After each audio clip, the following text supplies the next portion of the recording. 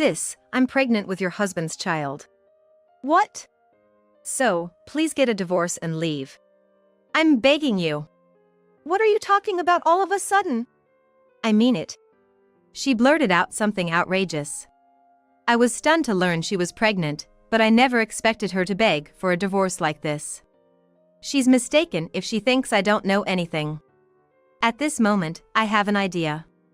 If you want a divorce that badly, I have a condition. A condition? Sure, it can't be anything big, right? Really? I taunt my sister, Amanda. Her competitive nature kicks in, and she shows her confidence. This is exactly what I had planned. There's no way I'm doing that. But Amanda doesn't realize. She doesn't know that this condition will be something she'll have to bear for the rest of her life.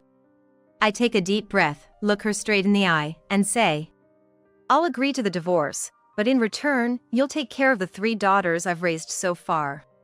What are you talking about? Why should I?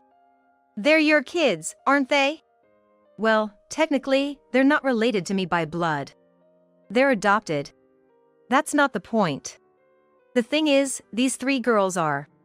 My husband, Brian, and Amanda had been hiding a truth that I knew all along. What do they think I've been feeling, raising these 3 daughters? Now that it's come to this, I want Amanda to atone for her sins, including all that's happened up to now. My heart is burning with a hatred I've never felt before. Don't talk nonsense. Then, shall I show you some proof? Go ahead and try. And so, Amanda took a step into hell. My name is Jennifer, just turned 43, a stay-at-home mom. I met my husband, Brian, when we were working at the same company. We were the same age and started the company together. Got something I want to talk about. Wanna grab a drink sometime? Only if you're paying. Again? All right, fine. In the beginning, we were just colleagues and friends. I even used to give Brian relationship advice. But then, Brian had a breakup, and that's when we really got close. Next time, I'll... What are you saying? I was happy to do it, don't worry about it. Yeah. I know, but... At that time, I hadn't yet felt any romantic feelings, but as I watched Brian, heartbroken from his recent breakup, I gradually realized that I had fallen for him. I acted quickly after that realization. Holding a slight feeling of guilt for taking advantage of the situation, I confessed my feelings to Brian. It was a success, and we started dating. Time flew by, and we got married during the 2nd summer of our relationship. Let's make a great life together. Absolutely. Let's build a good home. Indeed. Maybe it's a bit soon, but I'd like to have 2 kids. Since our relationship was already well established, there were no major worries about starting our new life together. Yet, I never imagined that my own family would interfere. The cause of the trouble was my sister, Amanda. What? It's not fair. Give it to me. You always get the best stuff. It's not about being fair. I bought this myself. Why don't you buy your own? But I'm your sister. Amanda said, and without permission, took my newly bought cosmetics. Maybe inviting Amanda to our new home was a mistake. Since we were kids, Amanda always wanted everything I had. This didn't change even after we became adults. Wait a minute. Bye, sis. Next time, be careful not to get anything more important stolen. What do you mean? Well, you can figure that out yourself. Even though we were siblings since childhood, all I had ever done was reprimand her. Despite her annoying behavior, Amanda was still my blood-related sister. And that overly lenient thinking would lead to an irretrievable situation. We did it! Yeah. Now that our family is growing, we've got to work even harder. For years into our marriage, Brian and I were excited to be expecting our first child. This joy led me to resign from my job and become a full-time homemaker. However, 6 months later, I faced a heartbreaking situation. I had been suffering from severe abdominal pain since the morning, and it got so bad that I called an ambulance. What do you mean by that? I'm sorry, but you've miscarried. No, this can't be happening. we did everything we could. I was in a state of shock, unable to think clearly. I don't even remember how I got home. I couldn't find the words to tell Brian. I'm home. Ah, welcome back. What's wrong? You look upset. Well. Brian could tell something was wrong from my expression and gently encouraged me to talk. Can you talk about it slowly? Take your time. I broke down in tears, telling him everything that had happened. He was shocked, but assured me it wasn't my fault. It's okay. Thank you. Let's just take it easy for now. We tried to conceive again after some time, but without success. Medical checks revealed that I had a condition that made it difficult to get pregnant and increased the risk of miscarriage. I felt like I had fallen into an even deeper pit of despair. And to add to my troubles, a problematic person began to visit frequently. That's too bad, sis. Yes, it is. But don't worry. It's not over yet. I hope you're right. So, I have a favor to ask. My sister, Amanda, had no reservations about asking for favors. Even knowing my current situation. Her earlier words of concern seemed empty. Can we talk about the favor you mentioned? Oh yeah. Can you lend me some money? What? I'm in a bit of a bind. Just a little will do. Thinking it was less trouble to just comply, I handed her the last $600 I had in my wallet. Well, that's something. By the way, where's Brian? He went out because he had plans with friends. Okay then. Thanks for this. See you later. Amanda left. And after that, she stopped coming to the house. Peaceful days continued. Then, Brian made a suggestion. I've been thinking, how about we adopt a child? Adopt a child? I was speechless at his sudden idea. We hadn't been able to have a child, but it wasn't impossible yet. Yeah. I think it might be better than banking on the slim chance. Maybe, but... Of course, we don't have to rush. Just think about it. Okay. I was torn. I understood Brian's point, but I couldn't give up on the idea of having our own child. After about a month of thinking, I decided to share my thoughts with Brian when he returned home. About the adoption you mentioned the other day. What about it? I've thought about it, and maybe you're right. That's good. They might not be related by blood, but they will still be our child. Yeah. You're right. And I'll take care of all the paperwork and procedures. Really? Thank you. Brian's eyes were filled with hope. And so, we welcomed an adopted child into our family. Her name was Lily, just about 2 years old, a very understanding and sweet girl. Around the same time, Amanda started visiting again. It was unclear what she had been doing, but she came to ask for things and money again. So, you adopted a child? Since you can't have kids, it must be a good thing, right? Yeah. Wait, how do you know about that? Amanda looked caught off guard. Well. I happened to meet Brian the other day. He told me then. Amanda avoided looking at me, fiddling with her earlobe. I knew then. When Amanda acted like this, she was lying. Really? Where did you meet him? Where was it again? I'll ask Brian about it later. It doesn't matter. She clearly tried to change the subject. Her desperation made me think that she had been in contact with Brian for a while.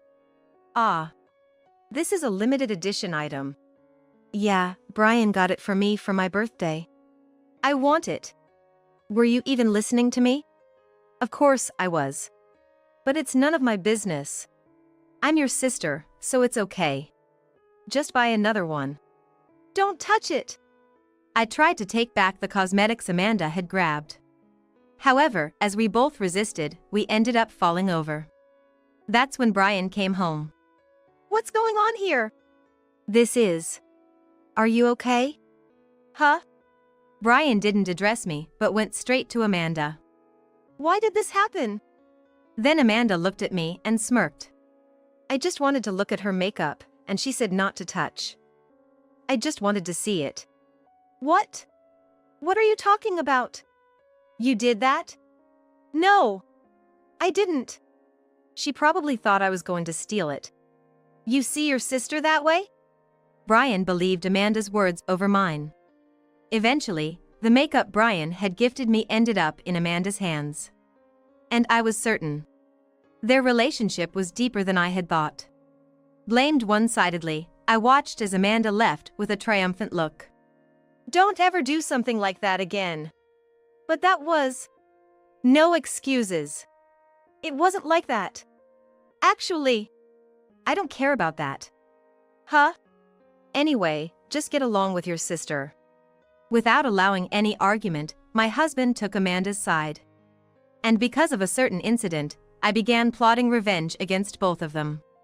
My relationship with my husband deteriorated, spurred on by Amanda.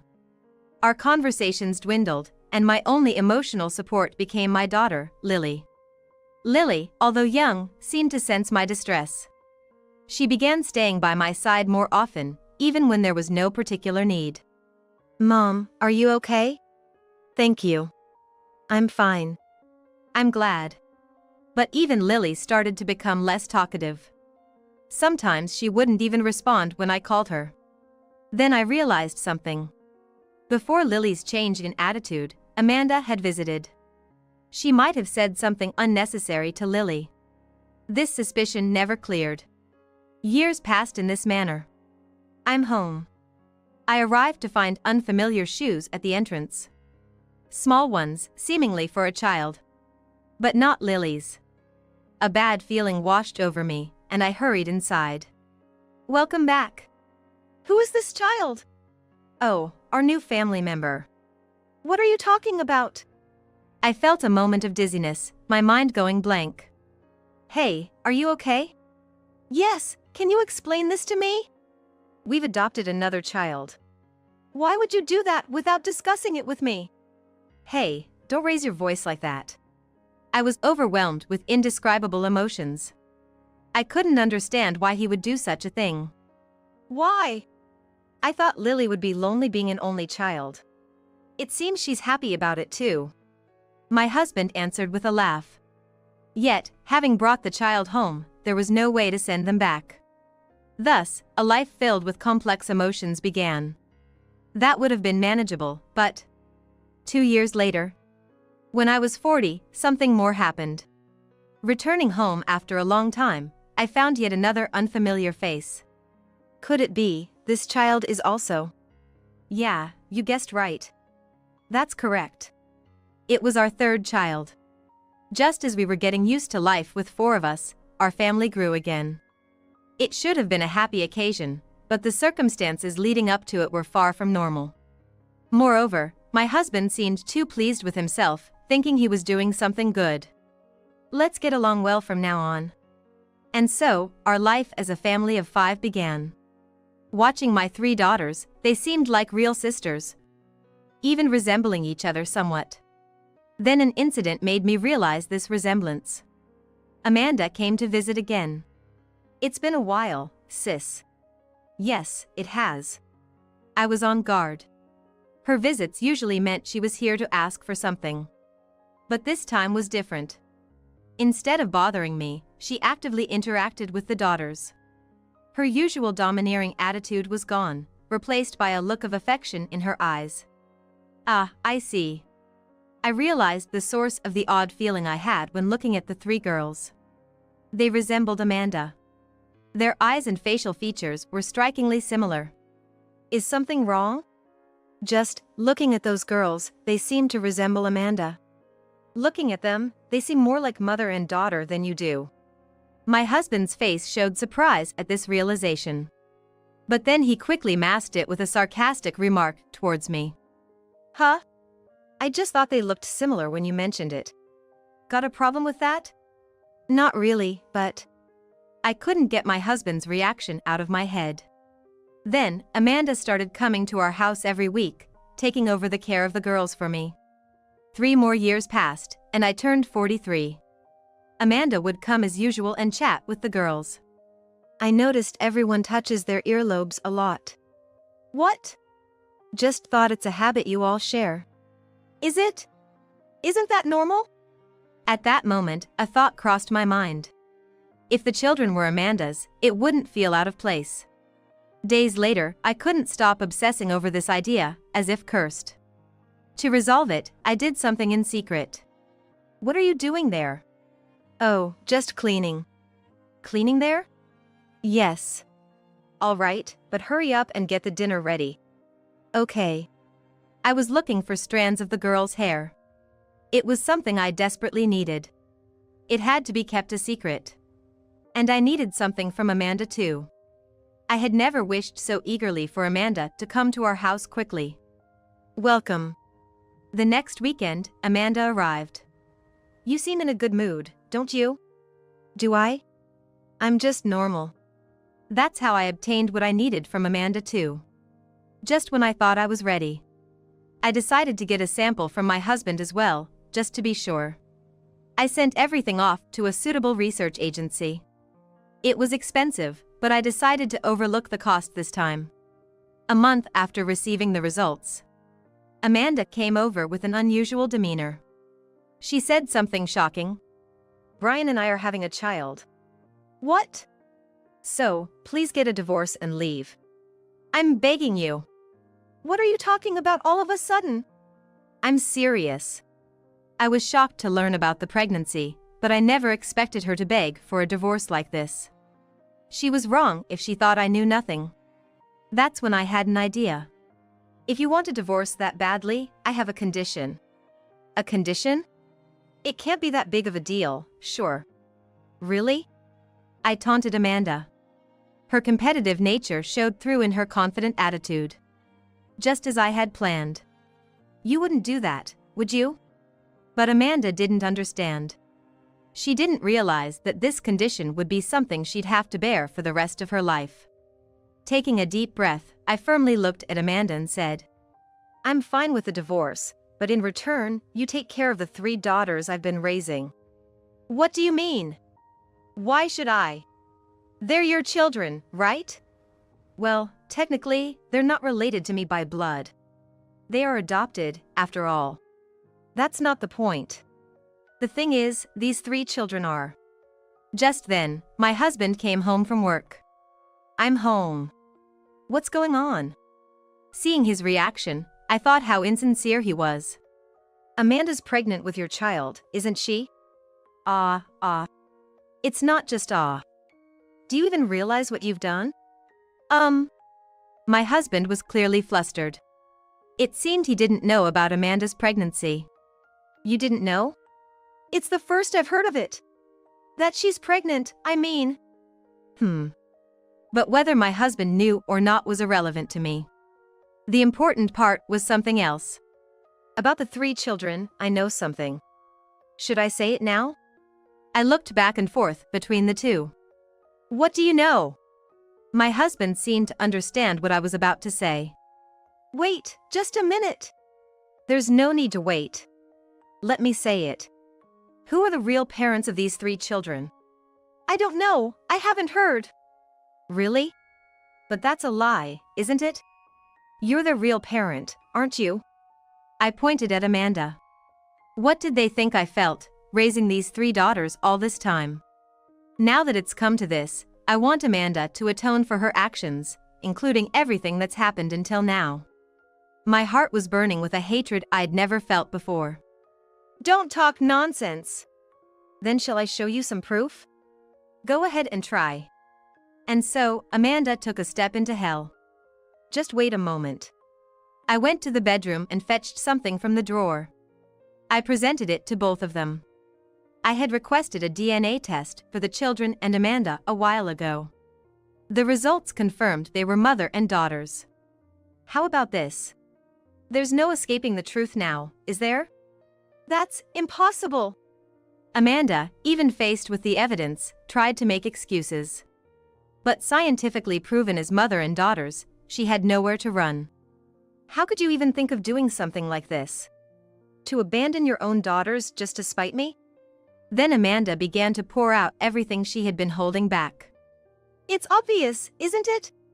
Since we were kids, All the praise went to you, the perfect older sister, while I was always the messed up younger one. She was right, to an extent. But that was only what superficial adults said. I had no memory of our parents ever saying such things. But those were just unrelated people. Our family never said anything like that. That's a lie. Amanda seemed to remember something. Remember when I graduated from high school? She wanted to go to college during her senior year. A few years before, I had also wanted to go. But financially, only one of us could. And our parents had initially planned to prioritize me as the eldest. Remember now? I chose to work instead of going to college. But why would you do that? Because I knew you could do it if you tried. You got a bit wayward because of others' influence. Amanda had the potential, she just never acted on it. So, was all this just misguided resentment? You just ran ahead with your misunderstandings. Why didn't you tell me sooner? Even if I told you the truth, you wouldn't have believed it. Amanda fell silent, her earlier bravado gone. She probably didn't want to admit that all her actions were based on a misunderstanding. By doing so, she had strayed off her path. Leaving the already defeated Amanda aside, I had to confront another person. Now it's your turn. I didn't know, so it has nothing to do with me. My husband tried to leave, but I grabbed his arm to stop him. Planning to run away? It's not like that. Then sit down and listen. I made my husband sit on the sofa and continued. Continuing from earlier, you're the father of these children, aren't you? What? How does that even make sense? You saw the exchange earlier. I used your hair for the test, and as expected, it was true. That's ridiculous. Thought you wouldn't get caught? Too bad. You can fool others, but fooling me is a century too early. My husband's behavior had been off ever since he brought the children home as adoptees. Most notably, the way Amanda looked at the children was that of a mother. Even if the adopted children were all Amanda's daughters, such a coincidence is impossible. I suspected my husband was involved, but never imagined he was the father. Do you have anything to say? No, right? What are you going to do now? I'll grant you the divorce as Amanda asked. After all, this is a clear case of infidelity. But I don't want any alimony. Is that so? But in exchange, you'll take care of all the children. All of them? All 3? Yes, all of them. Are you okay with that? I had raised them as if they were my own daughters. There were times of being ignored, but they were still my dear daughters. But I had made up my mind. Of course, I'll feel lonely, but living with their real parents is better for them. I couldn't back down now, not after vowing revenge. Years of being deceived wouldn't just vanish. Besides, the divorce papers are already prepared, just for a moment like this. Hearing about Amanda's pregnancy was unexpected, but I saw it as an opportunity. Are you serious? Very. So, could you sign here quickly? There's no option not to. So, I made my husband sign right there and then. I wanted to leave this place as soon as possible with the divorce papers in hand. I'll take responsibility for submitting these. You're leaving? Of course. I can't stay here any longer. The rest is up to you too. Then Amanda, who had been in despair, spoke up. Wait, sis. I apologize for everything until now. I sighed. This is what you wanted, right? Good for you. I won't be involved anymore. But, right? You wanted to be with Brian despite giving up the children. Too convenient now. Don't worry. They are all your daughters. Amanda had gone to the extreme of putting her children in care just to trouble me. That's something a parent should never do. She would face the consequences. Leaving those words behind, I left the house. It was raining outside, but I felt a sense of relief. After leaving, I went to my parents' house. I hadn't been in much contact with them, but this time it was necessary. After explaining the situation, my parents sighed. So, what will you do now? First, I guess I'll move somewhere else. And I need to find a job. Maybe Dad can help. He mentioned someone looking for help. Really? That would be great. Let's talk when he gets back. I spent a few peaceful days at my parents' house. Then, 3 days later, my husband contacted me. I was expecting it by then. Hey, help me out here. What? It's chaos here since you irresponsibly left. What are you talking about? Those children are yours. You need to step up. They won't warm up to me at all since you left. Amanda is there, isn't she? Yeah, but...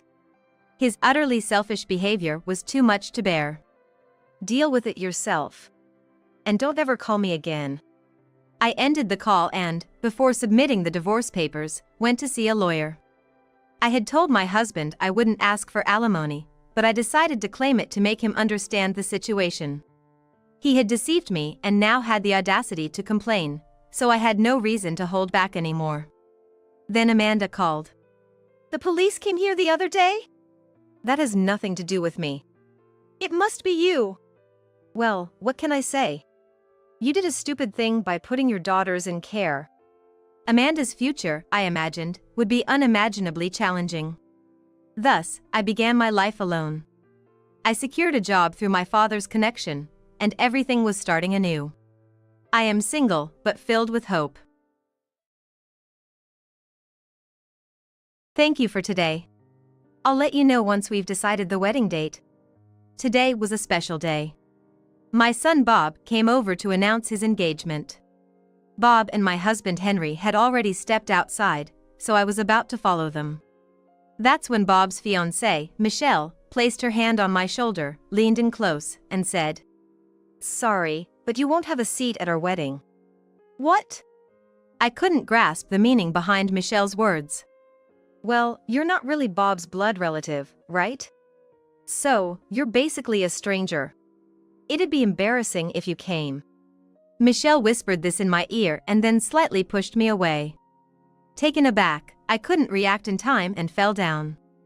As I sat there, stunned and speechless, Michelle looked down at me with cold eyes. That look struck an indescribable fear in me. The word housekeeper, which she had once hurled at me when she visited our home, flashed through my mind. It wasn't a misunderstanding, after all. I was at a loss for how to respond to Michelle's malice. I see. Trying to contain my humiliation, I murmured. Right. A housekeeper should live just like that. I had no choice but to accept Michelle's demand not to attend the wedding. But on the day of the wedding. What do you think you're doing? Don't mess with me. Michelle would come to regret her words to me. I am Sally. After graduating from college, I started working at a company. Just an ordinary office worker, but I had a hobby of drawing illustrations. Initially, I began drawing casually, but as it turned out, people liked my work, so I continued. And it was through these illustrations that I met Henry. He resonated with my art. As we grew closer, I began to consider marrying him. However, we were both hesitant to express these feelings. The reason was Henry's past. He was divorced and had a son, Bob, from his previous marriage. That fact puts a brake on our emotions. But Henry opened up to me. He told me about his divorce due to his first wife's infidelity and his intention to raise Bob alone. But then he fell in love with me. After revealing everything, Henry proposed to me. Moved by his sincerity, I accepted his proposal. However, Bob was initially wary of me. I decided to take things slow until he could accept me. My efforts paid off, and Bob eventually warmed up to me, leading to my marriage with Henry. The three of us then began our life together. It was tough balancing work and family, but with Henry's help in household chores, I was able to keep my job and continue drawing. Time flies. Before I knew it, 20 years had passed since our marriage. Bob graduated from college and left home for work. Henry and I felt a mix of pride and loneliness. With more time on my hands, I devoted myself more to my illustration hobby. Then one day, Bob called. It's been a while. Are you free now? Oh, Bob. What's up? Are you doing okay? How's work? I was delighted to hear from him after so long. Nothing much.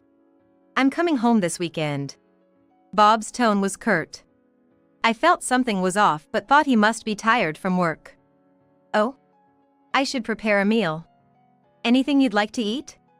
Just hand the phone to Dad. Bob sounded a bit irritated. As if he didn't want to talk to me.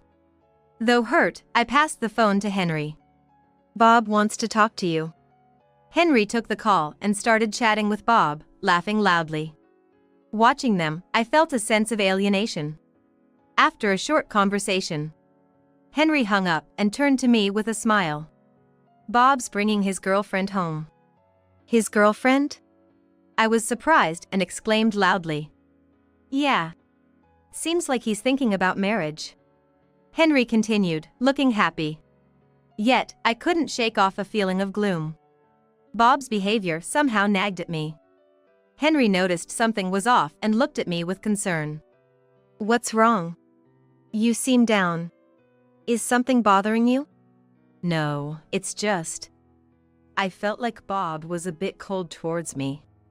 I tried to sound cheerful, not wanting to worry Henry. Henry sighed after hearing this. Well, it can't be helped. He must have been embarrassed to tell you about bringing his girlfriend home. That's gotta be it. I hope so. I agreed with Henry, not wanting to think about anything else. But the unease that had started to spread in my mind only grew with each passing day. And finally, the day arrived. I was restless all morning, cleaning the house and getting myself ready.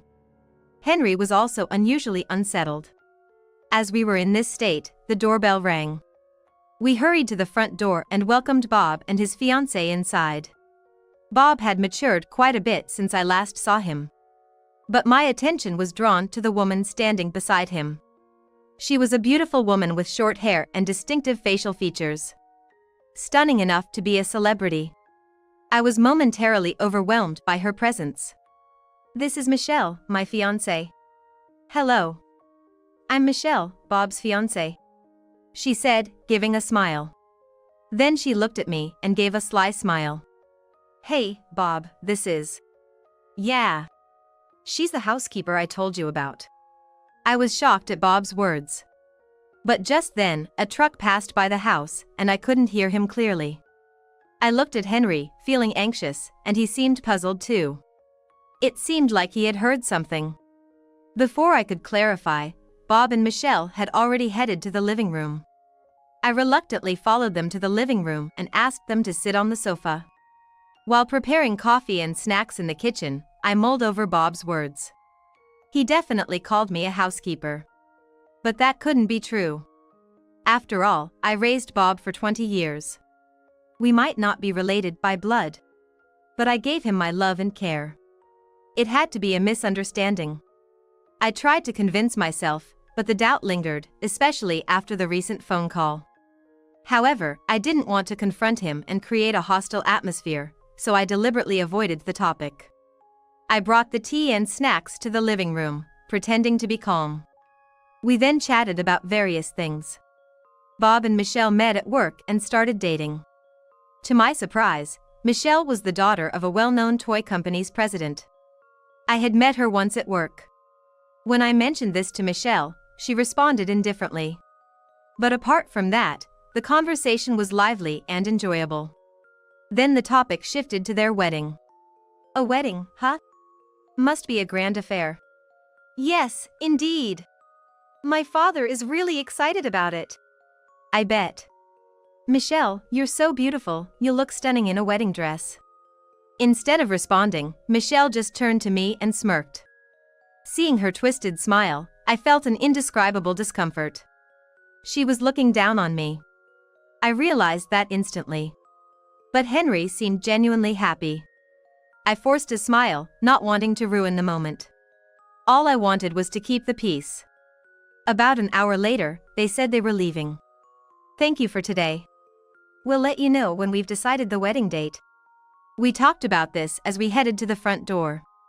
Michelle went to the bathroom, so Bob and Henry went outside first. As I was about to go out, Michelle came out of the bathroom and approached me. She put her hand on my shoulder and leaned in close. Sorry, but but you won't have a seat at our wedding. What? What do you mean? I didn't understand Michelle's intention. Because you're not really Bob's blood relative, right? So, you're practically a stranger. It'd be embarrassing if you came. Michelle whispered this and then lightly pushed me away. I was so taken aback that I fell down. Michelle looked down at me with cold eyes as I sat there, stunned and speechless. I felt an indescribable fear when I saw her eyes. As someone who's never been confrontational, I didn't know how to respond to Michelle's malice. I see. I muttered quietly, struggling to contain my humiliation. That's right. A housekeeper should live just like that. Michelle said with a triumphant laugh and left. I couldn't move for a while, feeling as heavy as lead and on the verge of breaking down in tears. But I knew everyone was waiting outside. I couldn't keep them waiting. Dragging myself, I made my way to the door. Henry came in as the door opened. Bob and Michelle have already left. But I'm surprised, Bob dating a girl like her. Henry said, laughing loudly. But I couldn't share his mood. The thought of what might happen to me after their marriage made me feel sick. Yes, it's really great. I managed to reply, turning my face away from Henry. Sally? What's wrong? Are you feeling unwell? Henry looked at me, puzzled. I quickly made up an excuse. Yes, I guess I'm just a little tired from all the tension this morning. That's understandable. No point in staying here. Let's go to the living room. I'll give you a shoulder rub. Henry said, gently guiding me to the living room. Touched by Henry's kindness, I finally broke down in tears. My crying didn't just stop, it became more intense. I collapsed at the entrance to the living room and sobbed uncontrollably. Hey, Sally. What happened? Henry was bewildered, pacing around me. But he seemed to understand that this wasn't tears of joy. It's okay to cry now, you know. Nobody's watching. It's okay. It's okay. Henry said, gently patting my back. After a while, when I had calmed down, I told Henry everything. How Michelle acted condescendingly. And told me not to come to the wedding because I was a stranger. Henry listened in silence. When I finished, he crossed his arms, deep in thought. So, that's it. I thought I heard Bob calling you a housekeeper, but I dismissed it as a misunderstanding. Henry sighed heavily. I'm really sorry I didn't notice. It's not your fault. And there's no reason for anyone to call me a housekeeper. That's what bothers me. Bob wouldn't say something like that. Sally, you've been a great mother to him. Something's definitely off. Thank you. Just hearing you say that means a lot to me. Henry stood by my side. And that alone lightened my heart. Anyway, there's no use thinking about it here. Let's visit Bob on our next day off and ask what he means. But will he even agree to meet us? We can use the wedding as an excuse or anything. I'll contact him, Sally, don't worry. 2 weeks later, we took the opportunity when Michelle was out to visit Bob's house. Welcome. Didn't expect you to actually come. Could have just called. Bob seemed slightly displeased. Still, he let us in. Once inside, Henry immediately confronted Bob. We're here because, when you were at our house, you called Sally a housekeeper. What did you mean by that? What, that's it? Bob replied, sounding annoyed. What do you mean that's it? That's terrible, no matter how you look at it. I was angered by Bob's callous attitude. That's right. Sally's been like a mother to you. She may not be related by blood, but she's undoubtedly family. So what? I can say whatever I want. What's it to you? Ruining my day off. It's not okay. I'm telling you it's wrong to treat your mother like that. Bob glared at me fiercely upon hearing my words. Shut up. You're just a housekeeper. Just be quiet and listen to what I say. Henry and Bob started arguing intensely following those words. However, I remained surprisingly calm. Something about Bob's behavior was off. He had never called me a housekeeper in all our years together. It seemed like Michelle must have influenced him. Bob, did Michelle say something to you? That's right. I turned around in shock to find Michelle standing there. She had been in the house all along. But I'm not to blame. You brainwashed Bob. Michelle shouted at me, pointing her finger. What are you talking about? That's not true. I retorted, recalling everything I had done for Bob. I raised him. And there was no reason for Michelle to accuse me of brainwashing. But Michelle continued her assault. But you also spent time drawing illustrations, didn't you? Isn't that odd? Normally, there's no time for such things when raising a child. That's because I helped with the housework. There's nothing wrong with that. Henry defended me. No, now that I think about it, it's weird. You say you're his mother, but you never really looked after me. I felt like my head was going to explode. Hearing such things from Bob was almost too much to bear. Anyway, you have no blood relation or love for him. Just having someone like you in the family makes me sick. Michelle sneered with a twisted face. If you hate it so much, then don't marry him. But I love Bob. Honestly, I don't need poor people like you. I'm just greeting you formally for appearances. Henry slammed his hand on the table upon hearing this. Enough. How much more do you need to insult us? Bob, don't marry this woman. However, Bob remained cool. Dad, you still don't get it. You don't have a say in this. Understand? That's right. Listen, my father has connections in various industries. If you try to break off the marriage, I can ruin you socially. Got it? Michelle smirked, just like before. So, just obey us. Then maybe you'll get some scraps. That should be enough for poor people. That's how it is. Now leave. We left, feeling an indescribable humiliation. I could hear Henry grinding his teeth. One last thing, Bob. Do you really want to marry her? Of course. After a moment of silence, he suddenly stood up. Fine, do what you want. Sally, let's go. Henry left without waiting for my reply. I followed without a word. Michelle and Bob's laughter stabbed me in the back as I left. We didn't speak on the way home. That night, Henry apologized to me. I'm really sorry. This is all my fault. Henry repeatedly apologized to me. Don't be silly. It's not your fault. No need to apologize. I've been thinking. I should have faced Bob properly when we got divorced. Henry looked pained. But I didn't have the capacity back then. I must have made him suffer without knowing. But there's no point in saying that now. Maybe, but I can't stand him calling you a housekeeper. I confided my feelings about Michelle. I can't forgive what Michelle said. But Bob wants to marry her. I respect that. Henry nodded in agreement. Me too. Maybe we haven't really expressed our true feelings to each other. Is there anything we can do? I'll try to convince him. We can't let this continue. Henry then made efforts to change Bob's mind whenever he could. But as long as Michelle was there, it was futile resistance. I became so distressed that I even called a close relative for advice. But nothing was resolved, and the day before the wedding arrived. Naturally, my name wasn't on the guest list. Sally, I'm sorry. I wasn't strong enough. It's okay. It's what Bob wants, no matter the form. I'll watch over him from afar, even if they call me a housekeeper. I was sincere. This was my role in life. Henry held my hand with teary eyes. Having him by my side was enough. I genuinely felt that way. On the day of the wedding, I drove Henry to the venue.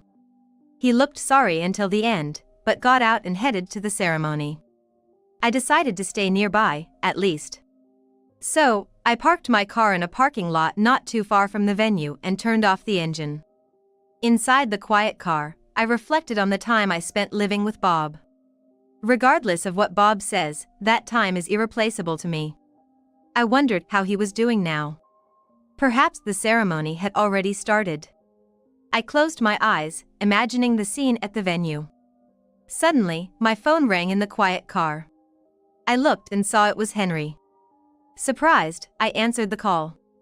"What's going on?" "Something is wrong." Henry sounded panicked. In the background, I could hear a commotion. "What do you mean something's wrong?" As I asked, Henry began explaining the situation at the venue. When Henry arrived at the wedding venue, there were few people around.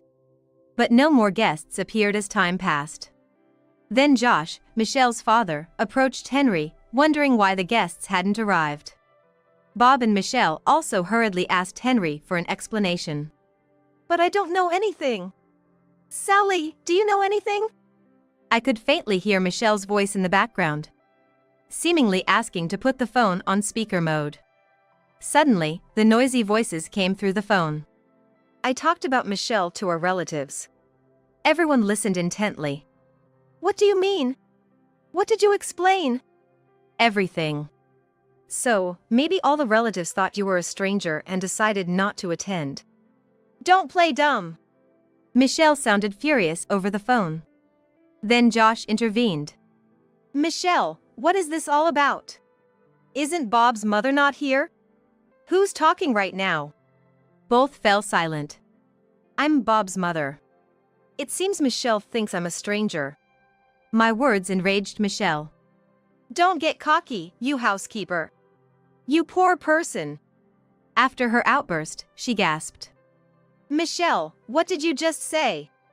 Josh's roar was so loud it almost broke my phone. He began lecturing Michelle right there. It became clear I was nearby from Henry's explanation. "Sally, I'm sorry. Could you come here? It's too much to ask over the phone." "Okay, I'll be right there." I started the car and headed towards the venue. On the way, I felt a mix of excitement and fear. Arriving at the venue, I saw a sparse crowd of guests watching the commotion from a distance. I made my way through to the group. Josh was still angry. Michelle, in a beautiful dress, was crying, while Henry and Bob looked helpless. Josh shook my hand when he noticed me. "You must be Sally." "I'm Josh. I'm terribly sorry for my daughter's behavior." "It's okay." "I can't. I wasn't informed about you. I believed everything Michelle said and didn't even greet you." Josh seemed genuinely remorseful. He apologized to both Henry and me. And we accepted his apology. "Could we pretend this never happened?" "Are you suggesting calling off the engagement?" "Yes. I can't let them continue after such disrespect." "Josh, your sentiment is appreciated, but it's not our decision. It's up to them." "Right. Michelle, did you hear that? The engagement is off." But Michelle and Bob wouldn't accept it easily. They argued with Josh, who fought back. Henry joined in, unusually angry. It must have been really bothering him since the other day. I couldn't intervene or even wanted to. During the argument, it became clear why Michelle looked down on me. She found out I drew illustrations, just like her, and felt jealous knowing I was more popular. Being pampered as a CEO's daughter, she couldn't stand not getting her way. She used Bob's past to brainwash him into thinking I was the villain. Michelle's outburst during the argument made Henry and Josh even more agitated. Bob desperately tried to salvage the situation. "Please, don't make a mess of this." "Shut up. Enough is enough. What will happen to me if I can't marry? I can't focus on work without a housekeeper like Dad." "Wait, you're calling me the housekeeper?" Michelle furiously confronted Bob, who looked like he regretted his words. I found the situation so absurd that I burst out laughing. "What are you laughing at?" Michelle snapped, advancing on me and grabbing my collar. A staff member, seeing this, intervened. "I'm sorry, but please stop this commotion here. It's affecting the reputation of our venue." We came back to our senses at those words, and the wedding was promptly called off. We apologized to the guests for wasting their time and for the cancellation. Surprisingly, everyone seemed amused by the spectacle and no one was angry. Amidst the hostile atmosphere, the gathering dispersed. Later, Henry, Josh, and I met again to apologize for our children's misconduct. I'm truly sorry. Since he didn't have a mother, I may have spoiled him to compensate. I should have faced him more when we divorced. As for the wedding costs, I will cover them all.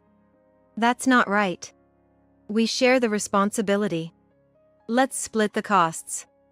All right, I understand. You are honorable people. Thank you. And Sally, is this your illustration? Josh showed me a drawing. It's definitely something I drew. Yes, that's mine. I've been interested in your work for some time. Really? Thank you. I replied, genuinely surprised. So, I'd like to use it in our company, if that's okay with you? I'd be honored. I replied, though a bit hesitant, wondering if this was some sort of atonement. Josh seemed to read my mind and smiled. This is strictly business, not atonement for what happened. After hearing that, I finally felt convinced. It was an offer from the leading company in the industry. There was no reason to refuse. Thank you very much. Please go ahead. That's great, isn't it? It's really good that you kept at it. Henry said with a kind smile. Henry paid the wedding expenses up front, which Bob would repay in installments.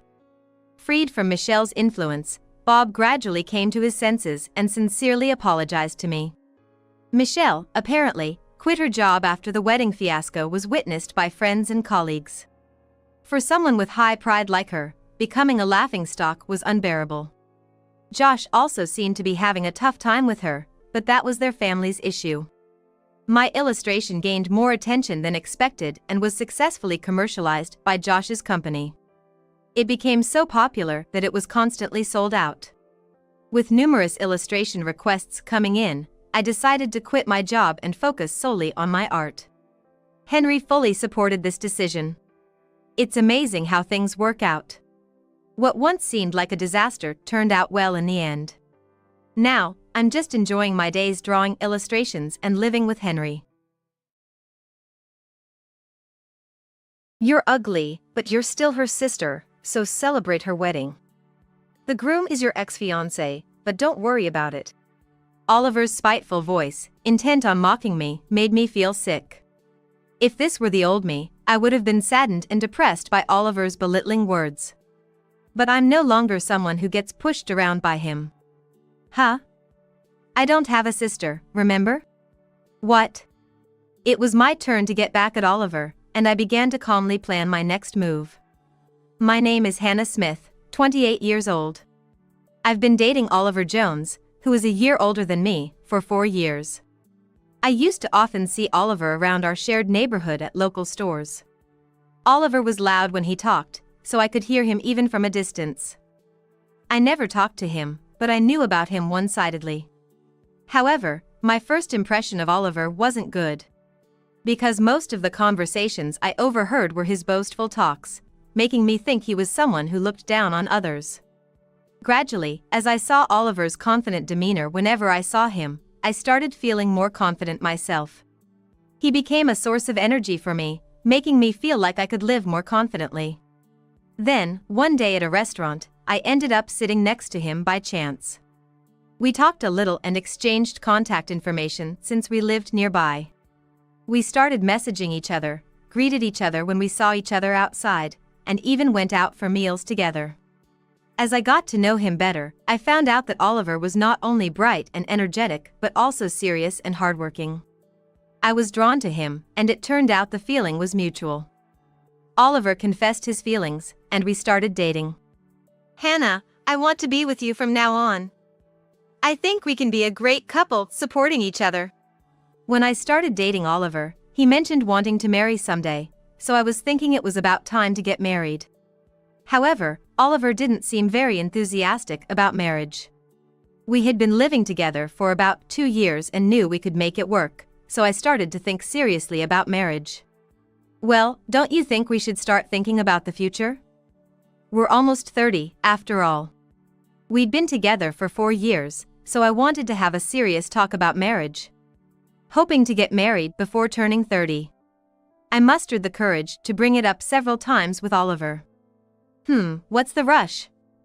Let's talk about it some other time. But every time I tried to bring it up, Oliver was non-committal, always putting it off. I was getting anxious about our relationship going nowhere when one day, Oliver said he needed to talk. We sat facing each other in the living room. I thought he had finally decided to propose and listened nervously, but Oliver said something unexpected. Let's break up. I can't imagine a life married to you. What? I was shocked by his sudden talk of breaking up. But Oliver, looking exasperated at my reaction, pressed on. I'm just fed up with you. Plus, I hate being rushed into marriage. So let's just break up quickly. I couldn't help but respond emotionally. What? You are the one who talked about marrying someday. I've been waiting all this time. The shock was immense since I had assumed Oliver was serious about marriage when we decided to live together. I loved him, so his words hurt me deeply. I was also angry that he had kept me waiting for 4 years if he had no intention of marrying. As I tearfully responded, Oliver coldly dismissed me. Enough of that. Just break up and get out of the house. You need to leave. He treated me as the bad one, looking annoyed at my surprise. His cold attitude made me sad, but I realized I couldn't do it anymore with him. His heart was no longer with me. And anything I said would be pointless. Fine, I understand. I'll move out soon. I managed to calm my feelings and decided to end the relationship. Since tomorrow is a day off, I was planning to prepare for moving out, but then Oliver said something unbelievable. What? You're still planning to stay here? We've broken up. Get out now. I told Oliver that it was impossible to leave today because I needed to prepare, but he wouldn't listen and seemed about to explode in anger. I was furious at how Oliver was being selfish and not considering my situation, but I didn't want to exhaust myself any further. All right, I'll pack my things right now. Seriously, you're such a hassle. You should have said that from the start. Despite the sadness I felt from Oliver's unhidden annoyance, I left the room to quickly pack my belongings. I didn't want to come back to this house ever again, and I knew Oliver wouldn't help me with my things. Fortunately, I didn't have many belongings, so I decided to take only what was absolutely necessary and leave. Thinking about the sudden breakup and what was to come, I felt like crying again but managed to hold back the tears and continued preparing. From another room, I could hear Oliver talking on the phone. His voice was loud. Finally broke up with her. I can't wait to see you. Once she's gone, let's live together. Hearing this conversation, I realized Oliver had been cheating on me, which explained the abrupt breakup. I didn't know how long the affair had been going on, but knowing he cheated and hearing him badmouth me made me even sadder. With just the essentials, I left the house as if escaping. Afterward, I threw myself into work to distract myself from the sadness. I'm not good at handling stress, so I kept busy to avoid dwelling on the past. I chose a new place to live in an area where I was unlikely to run into Oliver, and at first, I was solely focused on getting used to living alone. Although I sometimes cried thinking about the past, I eventually adjusted and settled in. Then, I received a call from Oliver's number. After the breakup, I had deleted all his contact details and changed my own phone number and email. So I was surprised to see a familiar number. I didn't answer the call, wondering how Oliver knew my new contact information. I felt a bit scared at this moment and tried to convince myself it was just a coincidence. But then I thought, maybe he regrets breaking up with me. This idea gave me a bit of hope, so I decided that if he called again, I would answer the phone. The next day, Oliver called, so I answered. Hello, what do you want? I was nervous inside but tried to remain calm. Wondering why he would go to the trouble of finding my new contact details, I listened, but Oliver said something unexpected. Hey, you must be struggling since we broke up, right? Thought I'd want to get back together? Then, Oliver started the conversation by mocking and laughing at me. It seemed he had called just to ridicule me, assuming I was struggling after our breakup. Oliver knew I was emotionally vulnerable. During our relationship, he had always been considerate and supportive. But now he called me to harass me. I was saddened by his behavior, thinking he wanted to see me cry. Holding back tears, I said, "Is that all?" "Then I'm hanging up." I refused to let Oliver see me upset and quickly ended the call. Unfortunately, this reopened old wounds, and I cried again. Following this, Oliver started calling more frequently, and when I didn't answer, he began sending emails filled with derogatory remarks about our breakup. I blocked him, but it brought me down. Not only from Oliver, but I also started receiving silent calls from unknown numbers. No matter how many times I blocked them, the calls continued from different numbers. It was creepy and only increased my anxiety. I started feeling paranoid, as if someone was watching me when I was outside. I tried to convince myself it was all in my head, but I couldn't shake off the feeling, and it made me despise myself. As the days went on, I became sleepless from fear and anxiety, which began to affect my work, leading to a vicious cycle of illness and absence. Unfortunately, this led to causing trouble at work, taking more days off, and eventually being fired. The company I worked for was where I had started as a part-timer and worked my way up to a full-time position. After failing to secure a job post-community college, I juggled multiple part-time jobs, aiming for a full-time position. The president of this company was a woman named Isabella, a year younger than me. Isabella had started her own business while in college and, though still a small company, it was gradually growing. As a hard worker and a beautiful woman, she was someone I admired as a fellow woman. I respected Isabella and was overjoyed when she offered me a full-time position. Therefore, when she said she couldn't employ me any longer due to my mistakes and continuous absences, I couldn't say anything. "We're still a small company, so we can't cover for you any further. I'll give you some severance pay, but I'm sorry, you'll have to leave." Recently, after receiving several reprimands for my mistakes, hearing these words made my blood run cold. Leaving here meant a tougher life ahead with no other job in sight. I wanted to make amends, but recalling my past failures, I resigned myself to the fact that it was impossible. "I'm sorry for the trouble I've caused," I managed to say without breaking into tears and returned home, dazed. I had some savings and severance pay, but it wasn't much. I needed to find another job quickly, or I'd be in a precarious situation. Remembering how I had failed miserably in job hunting before, I felt nothing but anxiety about securing a proper job.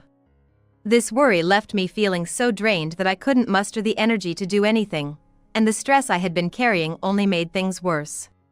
For days, I was just depressed at home, unable to do anything, with a growing sense of urgency and anxiety. Then, another blow came. I received a wedding invitation from Oliver. I was shocked that Oliver knew my address, which I hadn't shared, and even after checking multiple times, it was definitely from him. Dizzy with disbelief at Oliver's audacity, I looked at the invitation, feeling even more disheartened.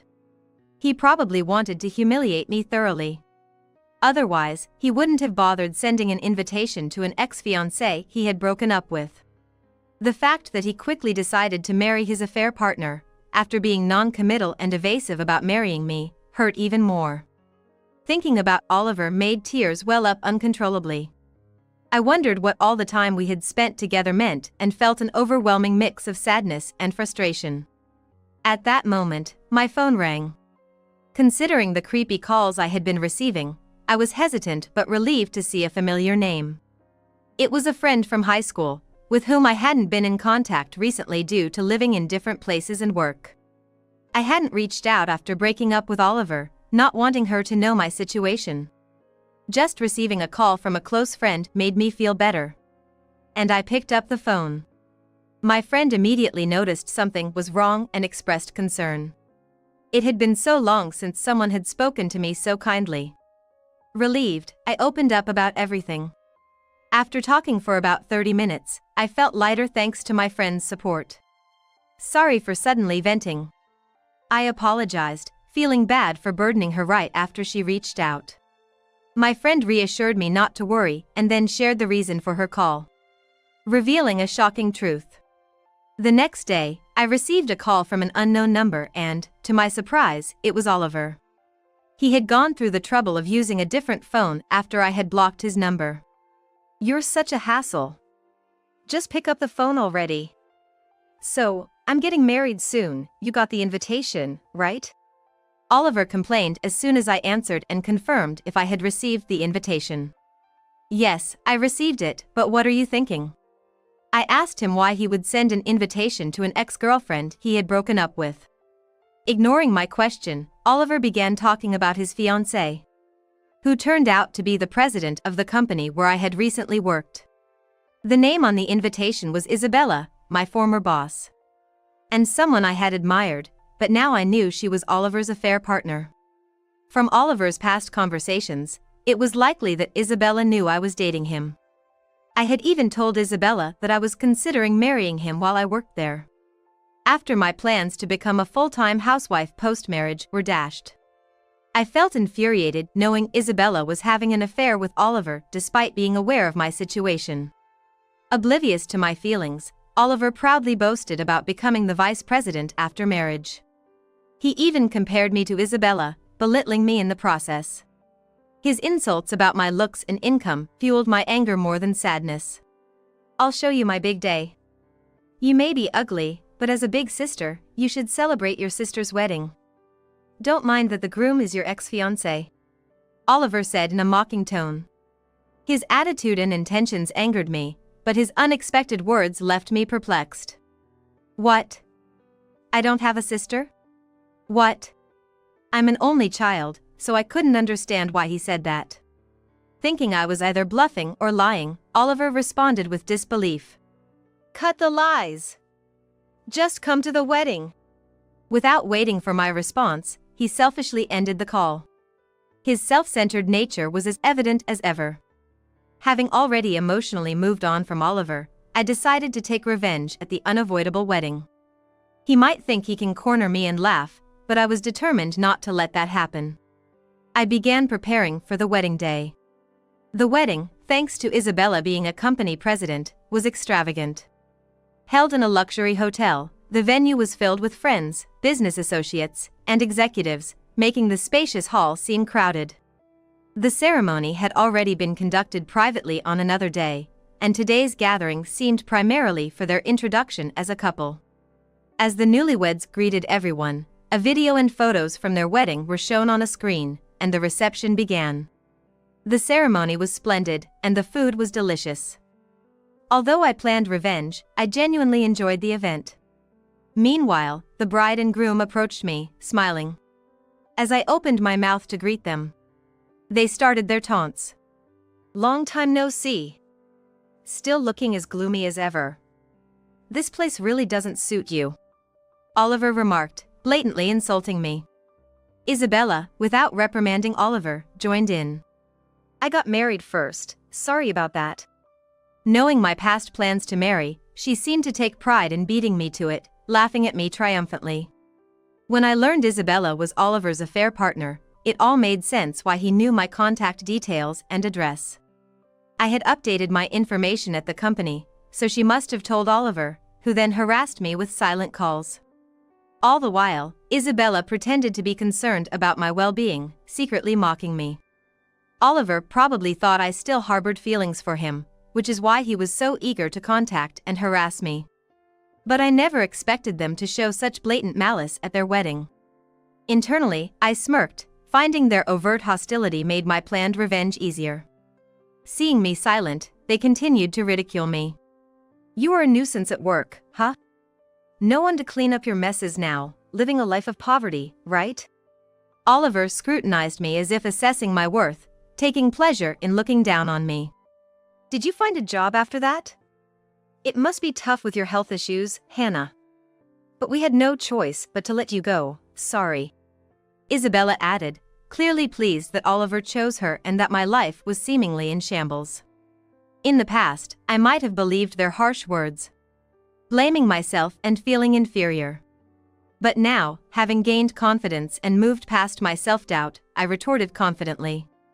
Actually, I found a job right away. My work is going well, and my health has improved. There's nothing to worry about. Indeed, my job hunt post-resignation was surprisingly successful, unlike my previous experiences. Perhaps my assertive approach during interviews made the difference, as opposed to my anxious demeanor during student job hunts. Working in a supportive environment with kind colleagues, I no longer suffered health issues and was thriving at work. Their surprised faces at my calm response only boosted my spirit. I continued assertively. I never imagined you two were having an affair, but birds of a feather flock together, I guess. Initially, I was overcome with sadness, but gradually, anger towards Oliver for his infidelity, and towards Isabella for dating him despite knowing about me grew. I had planned to confront them, as I genuinely believed they deserved each other. Realizing Oliver's true nature, I felt fortunate to have parted ways. My confident smile must have thrown them off. What do you mean by being so arrogant? How rude! Surprised that I had actually talked back, both of them frowned, apparently not expecting me to respond in such a manner. Their frustration was palpable, almost reaching a point of aggression. At that moment, someone intervened between us. Calm down. You still lash out when things don't go your way. My friend Hannah stepped in to shield me, intervening in our conversation. I was relieved by her timely intervention, especially given their seemingly violent demeanor. Both Oliver and Isabella were taken aback. Sis? What are you doing here? You're her sister? It seemed that Oliver had indeed misunderstood the situation. Indeed, Hannah and I share the same last and first names, though spelled differently. When I first met someone with the same surname in high school, I was surprised to discover we even shared the same first name. Moreover, we both had lost our parents during our middle school years, so we quickly bonded over our shared anxieties and sorrows. Given our similar circumstances, we encouraged each other to persevere. Being of the same age, Oliver mistakenly thought I was Isabella's sister just by hearing my name. While the two were still in shock, I moved to execute the plan Hannah and I had decided over the phone. I connected my smartphone to the projector prepared for the wedding, and started displaying the evidence of the couple's infidelity and misdeeds on the screen, complete with audio, photos, and videos. The shocking content stirred a buzz throughout the venue. What is this? Harassment at a time like this? They tried to stop it but failed as the attendees, noticing their panic, became even more agitated. Hannah knew about my relationship. I had shared photos and Oliver's name with her, so when her sister mentioned her fiancé, Hannah realized Oliver had been cheating. Hannah knew her sister Isabella had a selfish nature, always wanting what belonged to others. Hannah had worked hard to earn money so that her sister wouldn't have to struggle, but Isabella used it as if it was her due. She had tolerated Isabella's whims, thinking it was bearable since they were sisters, but realizing Isabella was causing trouble for others, Hannah contacted me for confirmation. Hearing my complaints, Hannah decided she couldn't forgive them and suggested revenge. We both agreed and began investigating them, only to discover their cheating was just the tip of the iceberg. They were embezzling company funds. Further investigation revealed they were bad-mouthing me and Hannah. Especially Hannah, who was working right after high school graduation for Isabella's sake. Without Hannah's work, their future living expenses and Isabella's tuition fees would have been uncertain. Yet, Isabella mocked Hannah's efforts. Embarrassing to have a sister with only a high school education working a bottom-tier job. Claiming she's doing it for me, such a nuisance. Shocked by her sister's ingratitude, Hannah resolved not to forgive her. We meticulously gathered evidence to unleash at the wedding. We also discovered they had badmouthed not only us but also their business partners, whose voices were also playing in the background. Their misdemeanors now in the open, the guests looked on with disapproval, and the couple frantically tried to excuse themselves. Stop this now! Ruining my wedding like this, what are you thinking? This is my big day, you should be helping me, not this. They protested, but the guests converged on them, forcing them to face the consequences. The wedding then turned into chaos, far from a celebration. Subsequently, the wedding was cancelled, and everyone left, leaving the distraught couple behind. Due to the presence of many guests, the misdeeds of the two became widely known. This led to business partners severing ties, rapidly deteriorating the company's performance. Who would want to associate with individuals guilty of infidelity, embezzlement, and such distasteful behavior? The loss of business was inevitable. Furthermore, an employee exposed detailed evidence of the embezzlement, leading to their arrest. Though their detention was brief, by the time they were released, their company had already collapsed. For the two who loved bragging about their income and titles, and enjoyed spending money, the outcome must be tough. They no longer have any allies, having ridiculed others for so long. They had to pay a hefty cancellation fee for the wedding that was halted midway and are now living in poverty. As for me, I'm currently sharing a room with Hannah and living a happy life. Hannah was worried about how depressed I became after breaking up with Oliver and losing my job. She suggested we live together so she could help me immediately if something happened. Thanks to her, I didn't become pessimistic, and now Hannah and I live together as if we are real sisters, peacefully and amicably. I cherish these tranquil days that I haven't experienced since losing my parents. It's just for the family. Leave the gift and go. What? My husband and I were stunned, unable to comprehend the words of our son's wife, Susan. Her gaze turned sharp, like a predator hunting its prey. I only invited you because I thought I'd get a gift for Daniel. I don't need in-laws who can give only this. Just go home quickly. What did you say?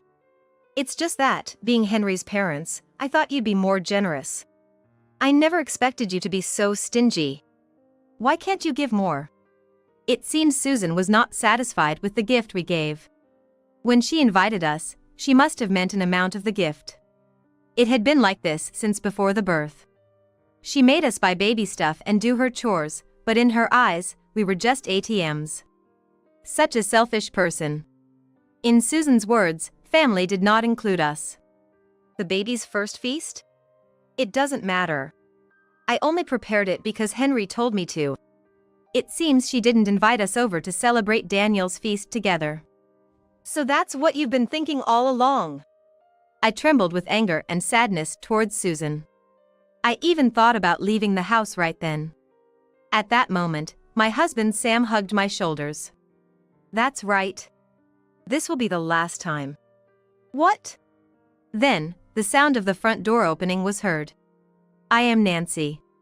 A 55-year-old housewife living in New York, working part-time while living with my husband Sam. We have a son and a daughter, both of whom have grown up and moved out. Our daughter Camila moved to California with her job and now lives there with her husband. They are busy with work and live far from our home, so we don't see them often. Our son Henry got a job at a major company after graduating from college. Since getting married, he has been living in an apartment about a 20-minute walk from our house.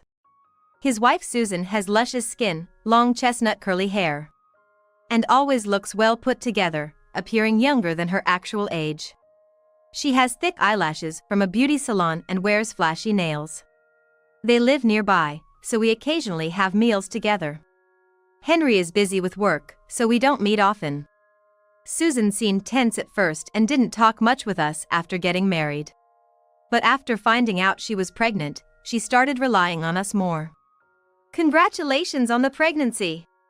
Thank you. But I'm worried if I can handle it. It's your first pregnancy, so it's natural to be anxious. I can't move in because of my part-time job, but I'll support you as much as I can. I had the same fears when I was pregnant with Henry. Susan must be feeling the same way. I heard she's not very physically strong. I'll try to adjust my work as much as I can, but it's tough. Henry's workplace is supportive of parenting, but he often can't leave on time due to the workload. He's always been kind and responsible, probably doing extra work for his juniors too. Susan and Henry met through a friend and work at different places. They don't interfere much in each other's affairs. I understand that every family is different, so I don't question it.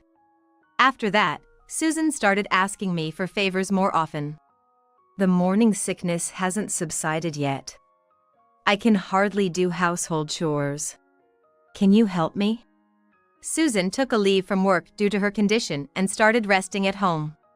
Meanwhile, I was busy with my peak season at work and household chores. But I thought it would help Susan, so I started doing housework for both our house and Henry's. On my days off, I would head to their place around 11 a.m. Of course, I did the grocery shopping, and while I was cleaning and doing laundry, Susan mostly stayed in her room. I didn't want to disturb her, thinking she might not be feeling well. I prepared meals for Henry and left Susan's portion outside her door. She would leave the empty dishes outside after eating, so I'd pick them up and wash them. By 6 p.m., I'd return to my own home to cook dinner for me and Sam. This routine continued until Susan's morning sickness seemed to ease.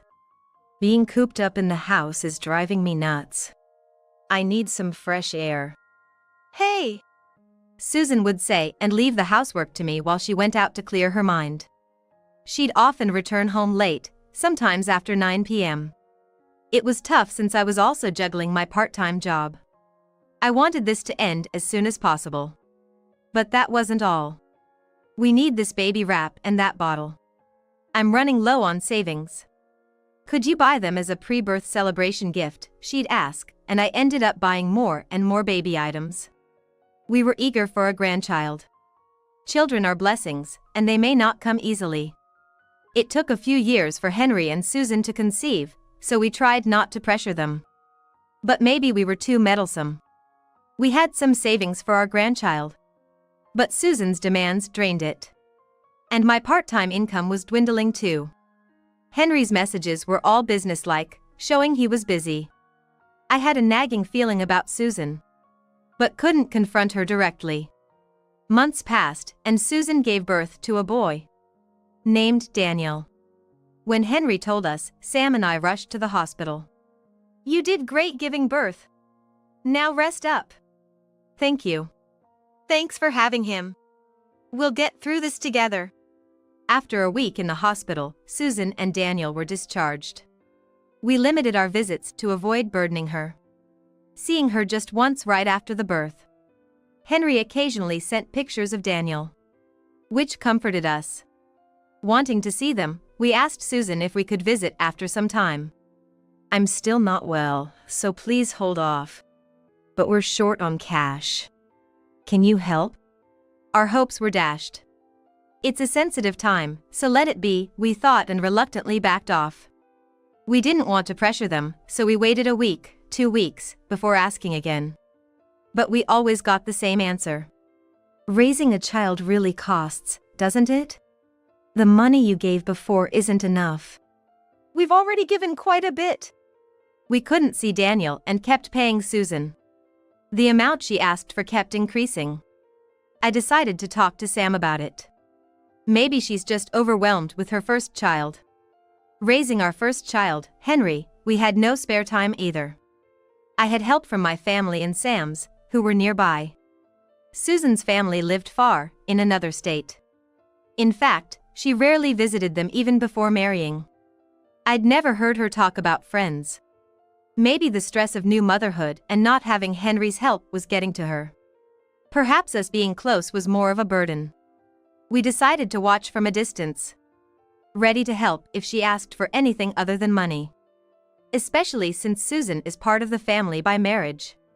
I feel bad for making her worry about unnecessary things. But I couldn't understand why Susan kept asking for cash. Henry wasn't the type to withhold money.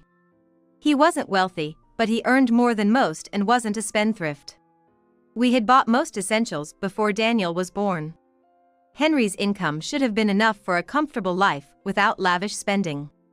The need for more money didn't make sense to me. What's Susan thinking? Sam always looked troubled when we talked about her, suggesting we just watch for now. I was losing touch with Susan's true feelings.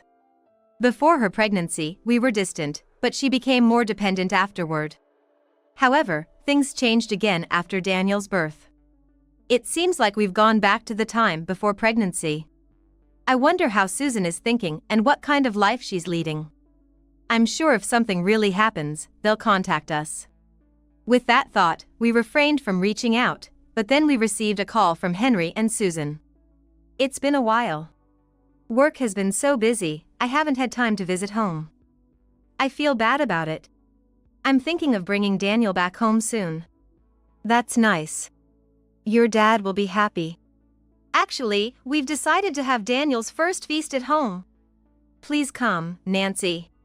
It's been a while since you've seen Daniel's face, right? We'd love to come. When is it? Next Sunday. Are you free? I'm free. Let's go. Your dad also seems to be available. We'll both come. Let's celebrate grandly. Sam and I were excited to see our grandson, Daniel, whom we hadn't seen in a while. We should bring some gifts for the day. Let's do that. Then came the day. We prepared a small gift and headed to Henry's house. We were greeted by Susan and Daniel. Hello. Thanks for coming. Where's Henry? There was some trouble at work, so he had to leave. He should be back soon. It's tough being called into work on a day off. Susan, isn't it hard for you alone? Thank you for your concern, but I'm managing fine. Here's a gift. Hope you like it. Oh, thank you. Susan took the gift and went to another room, probably to put away the gift. We spent time with Daniel, who was in his crib. Sam, especially, had been looking forward to seeing his grandson.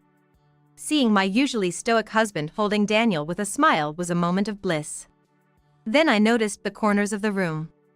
The baby bed and blankets I bought were scattered around, hastily tidied away.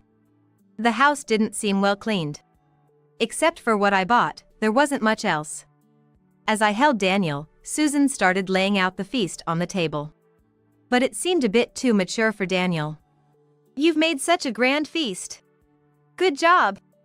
I noticed only 2 sets of dishes on the table. I didn't realize.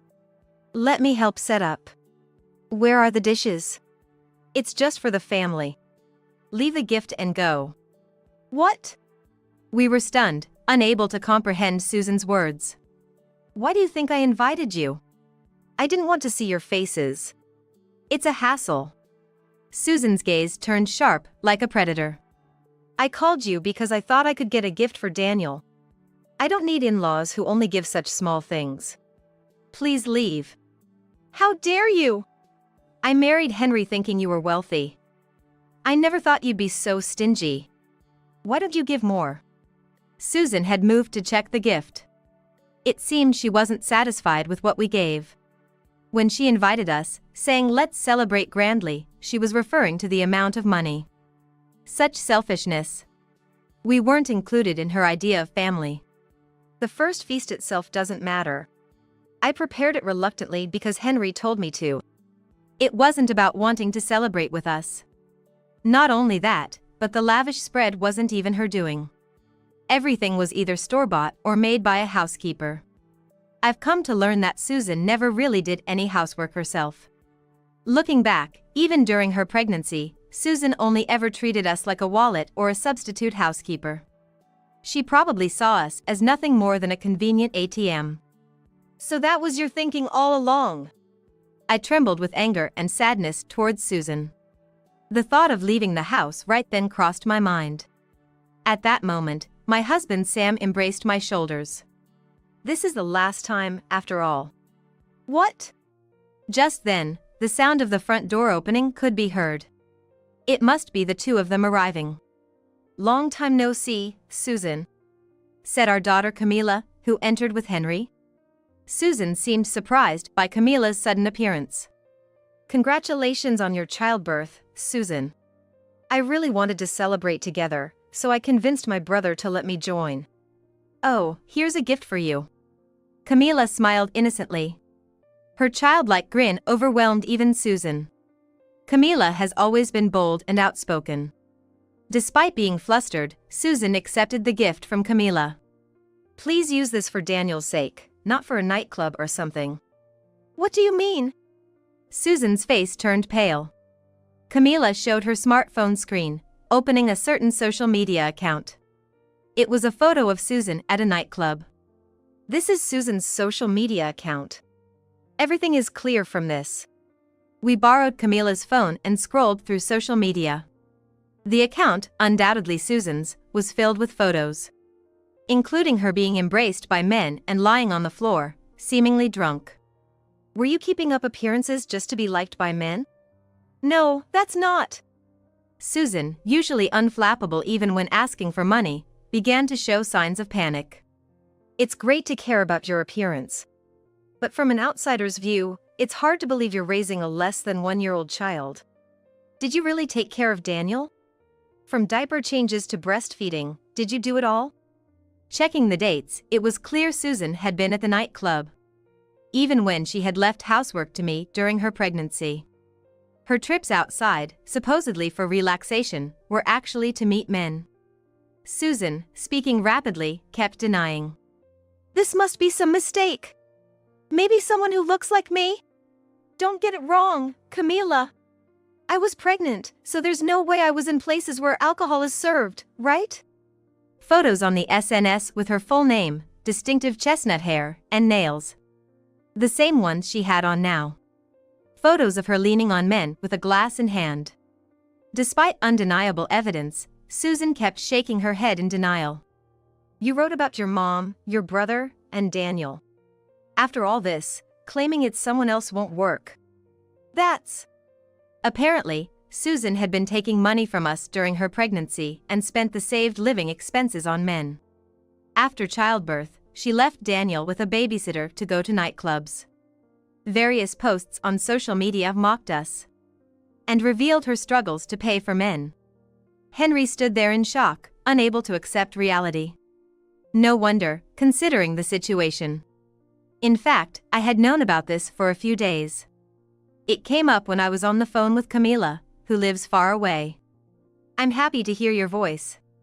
You should come home and relax sometime. My work's been hectic too. My husband just got promoted, so we're a bit busy. My brother lives nearby, but maybe I should be closer. Camila? Is something wrong? Camila's voice, usually bright and clear, sounded a bit dim. Something was bothering her, I could tell. Yeah. It's not about me. It's okay. If you don't want to talk about it, I won't force you. But I'm here for any advice. Actually, Camila hesitantly began talking about social media. I'm not familiar with social media, so I hadn't seen the actual screen. But hearing about it was enough to get the gist.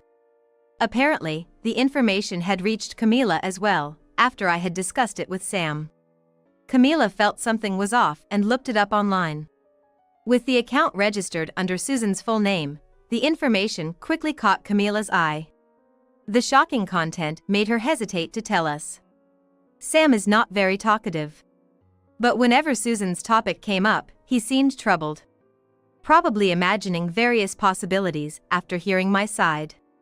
When I asked Sam there, he admitted he had been looking into it too. Since I'm not familiar with nightclubs, I had to ask Camila, who's in her 20s, about it. I don't think you know about this. Henry isn't much into the internet. If he knew, his character would never allow it. But how do we tell him about this? If Henry had known, he surely would have divorced Susan. We pondered whether to tell Henry about this reality.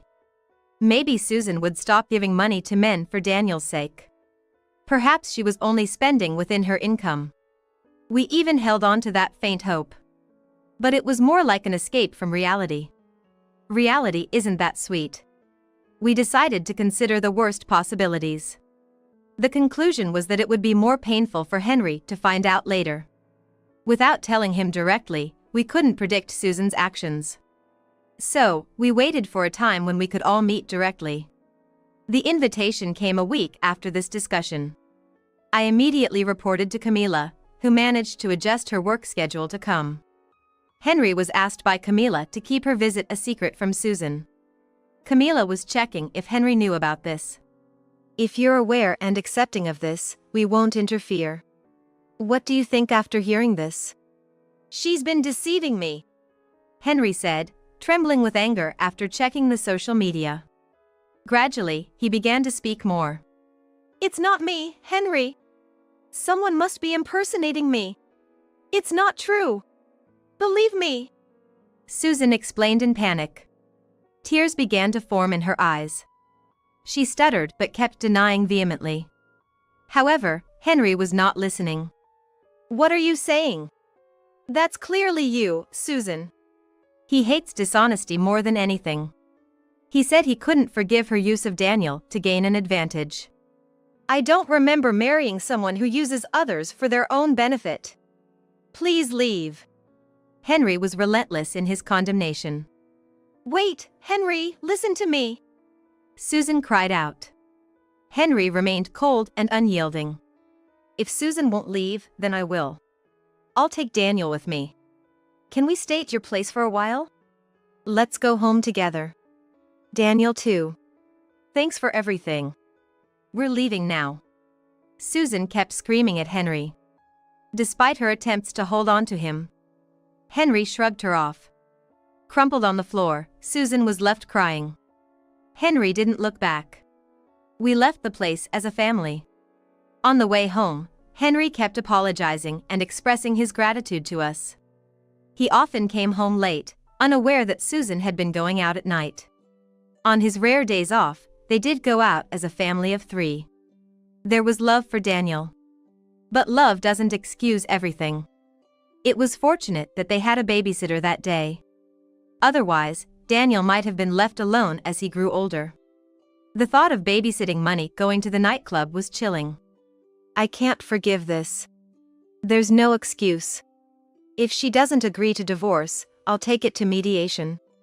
I'll claim alimony, considering what she's taken from us. I'll contribute to my parents' home too. Later, Camila revealed that the envelope she gave Susan had only blank paper. Not money. It showed Susan's obsession with money to the end. Henry and Susan eventually divorced. Susan resisted until the end, leading to a mediation. She was deemed the at-fault party. With her failure to properly care for Daniel acknowledged, Henry gained custody. Susan was ordered to pay alimony and child support. Years after the divorce, these payments are still ongoing. Given Susan's lifestyle, it's clear her finances are strained due to the alimony, as Henry says. Yet, she hasn't stopped visiting nightclubs. Henry and Daniel returned to live with us, and Camila moved nearby. The incident made her realize it's safer to be close to home. Next year, there will be another child here, so play together, okay? Okay. On the balcony, Daniel and Camila play together happily. Watching them with Sam is my greatest joy now. I want to keep looking at this scenery forever. I look forward to next spring. Imagining the warmth of the sun on my grandchildren, including Camila's unborn child. My name is Ashley. I've got a husband who's 2 years older than me and a daughter in elementary school. We're both working, and I'm a hotshot designer at a certain apparel company. Then, one day, I got a call at work. My parents were in an accident. I was completely stunned. Turns out, my parents passed away in an accident while on a trip. They were close and used to go on trips about once a month. That day, they were apparently driving to a tourist spot when they plummeted off a cliff. Found by a passerby, but by then, it was too late. My mind went blank, but I left work early and decided to call my husband first. Hey. I've got something important to tell you. What? I'm busy, you know? He sounded pretty irritated over the phone. Still, I took a deep breath and continued. The thing is, my dad and mom have passed away. Really? Is that true? Yeah. It seems like they had an accident on their trip. Both were gone by the time they were found. Talking about my parents made me cry uncontrollably. I ended up sobbing over the phone. What a pain. Stop crying. Can't you be a little more sympathetic? My parents are gone. I'm on a business trip right now. Don't call me with such nonsense. That's a horrible thing to say. You're talking about my parents. Sure, I owe them for some stuff, but to me, they're just strangers. And there's no point in fussing over the dead. There might be a wake and a funeral coming up, but I can't attend. Not even for family? Like I said, they're strangers to me. I'm not free enough to take off work for someone else's family. Don't call me anymore. And with that, he just hung up. I can't believe he turned into such a cruel person. Something inside me broke at that moment. At the start of our marriage, he always put me first and seemed to care a lot about me. He was overjoyed and cried when he found out I was pregnant, and he was very considerate during my pregnancy. We were happy even after our daughter was born, but about a year ago, he started acting distant. He began to stay away from home and grew colder towards me. It's not that he disliked me, he just seemed to lose interest. He used to notice even the slightest changes in me, but now, he doesn't care even if I drastically change my hair. No matter how hard I try to dress up and catch his attention, he just mocks me. Come on, what's with that outfit at your age? You're not young anymore, stop wearing floral skirts. It's just shabby. That's harsh. You used to compliment me. Haven't you gained weight since we got married? Guess having a kid really strips away a woman's femininity. This is like fraud. He kept mocking my appearance like this. His words hurt me deeply. Our daughter seemed to notice that we weren't doing well. She always looked worried whenever he said mean things to me. As I was lost in thought in the living room, my mother-in-law, who we live with, came over. Actually, we built our own house and started living with my in-laws when our daughter started elementary school. Seeing me cry, my mother-in-law looked annoyed. Hey, what's a grown woman like you crying for? Well, my dad and mom just passed away. What? How? They had an accident during their trip. I see. Both of them are gone at once, quite the loving couple. But hey, you're lucky to get double the insurance money, right? Let's celebrate by dining out at a fancy restaurant. What did you say? My parents just passed away. How can you be so cruel? People die eventually, right? They just went a bit sooner. Stop crying and get ready to make dinner, I'm hungry. My mother-in-law is the stereotypical mean mother-in-law. I thought she'd at least say something kind when she heard about my parents. But she didn't have a shred of compassion.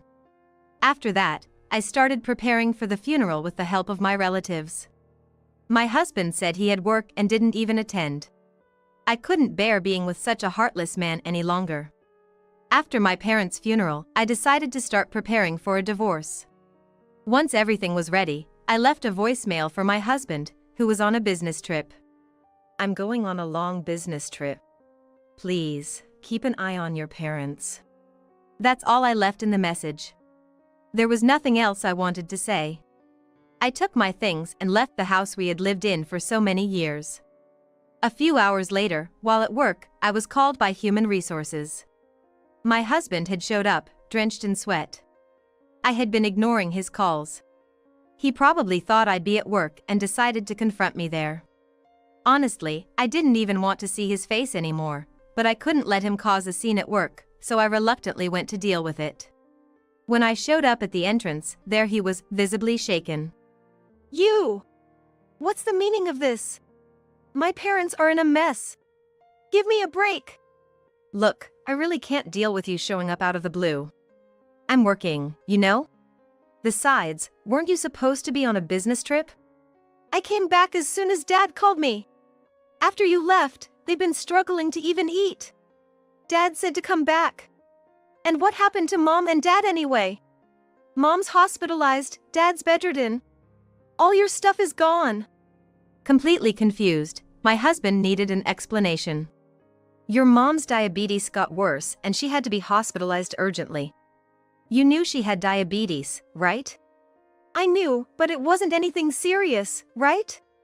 She always seemed fine at home. She may have looked fine, but her condition was serious. She collapsed with a severe headache. After some tests, they decided she needed to be hospitalized. She wasn't taking her medication and was skipping doctor's appointments. Her condition must have worsened. And why is Dad bedridden? He wasn't sick or anything, and he seemed fine. He threw out his back while trying to get Mom to the hospital. He's always had a weak back.